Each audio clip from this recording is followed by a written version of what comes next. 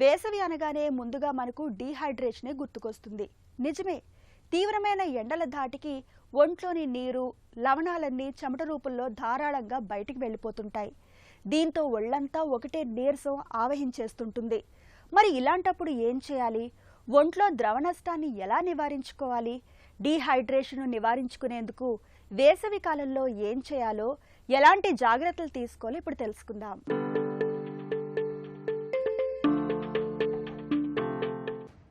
జలం మన పాలిట జీవం. నీరు మనిషికి జీవధార.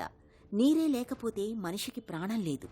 మన ఒంట్లో నీటి శాతం తగ్గితే శరీరంలోని సమస్త వ్యవస్థలన్నీ స్తంభించిపోతాయి. జీవక్రియలన్నీ అస్తవ్యస్తమైపోతాయి. మిగతా సీజన్లలో ఎలా ఉన్నా ఎండలు మండిపోయే వేసవిలో తీవ్రమైన వేడి ధాటికి మన ఒంట్లో నీరంతా చెమట రూపంలో ఎగిరిపోతుంటుంది. అందుకే ఈ వేసవి సీజన్లో డీహైడ్రేషన్ మన పాలిట పెను విపత్తుగా, శాపంలా పరిణమిస్తుంది. డీహైడ్రేషన్నే నిర్జలీకరణమని, ద్రవ నష్టమని కూడా పిలుస్తాం. తీవ్రమైన వేడి, ఉక్కపోతల ధాటికి చెమట రూపంలో మన ఒంట్లోని నీరు, లవణాలన్నీ ధారాపాతంగా బయటకు వెళ్లిపోతూ ఉంటాయి. ఇలా బయటకు వెళ్లిపోయే నీటిని మనం తిరిగి వెంటనే నీళ్లు తాగడం ద్వారా భర్తీ చేయకపోతే మన ఒంట్లో నిర్జలీకరణం మొదలవుతుంది. ద్రవనష్టం జరగడంతో సమస్యల తాకిడి పెరుగుతుంది. మన ఒంట్లో ద్రవనష్టం మొదలైనప్పుడు దప్పిక పెరుగుతుంది. దాహంతో నాలుక పెడచకట్టుకుపోతుంటుంది. చర్మమంతా ఎండిపోతున్నట్టుగా ఉంటుంది.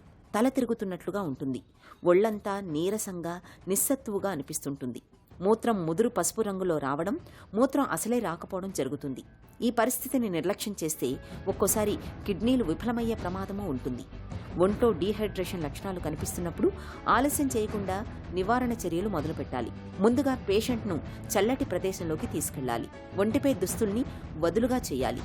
దప్పిక తీరడానికి వీలుగా సాధ్యమైనంత తరచుగా నీరు, కొబ్బరి జలం, ఉప్పు కలిపిన మజ్జిగ వంటి పల్చని ద్రవాహారాలను అందిస్తూ ఉండాలి. 1/2 లీటర్ నీళ్లలో పిడికెడు చక్కెర, 3 చిటికెల ఉప్పు లేదా ఓఆర్ఎస్ పొడిని ప్యాకెట్పై సూచించిన విధంగా నీళ్లలో కలిపి తాగించాలి. డీహైడ్రేషన్ లక్షణాలు మరీ తీవ్రంగా ఉన్నప్పుడు ఆ పేషెంట్ని సాధ్యమైనంత త్వరగా ఆసుపత్రికి తరలించాలి. డీహైడ్రేషన్ బారిన పడకుండా ఉండేందుకు సాధ్యమైనంత వరకు ఎండకు తిరగకుండా ఉండాలి. దప్పిక అయినా కాకపోయినా తరచూ నీళ్లు తాగుతుండాలి. ఈ జాగ్రత్తలు డీహైడ్రేషన్ ముప్పును చాలా వరకు నివారిస్తాయి.